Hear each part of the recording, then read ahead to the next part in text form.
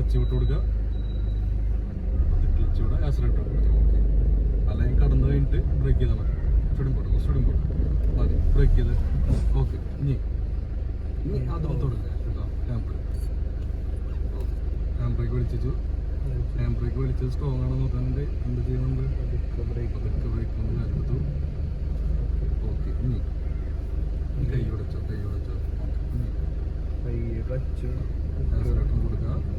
Side പൊന്തുമ്പോൾ ഇവിടെ hand brake വിടും.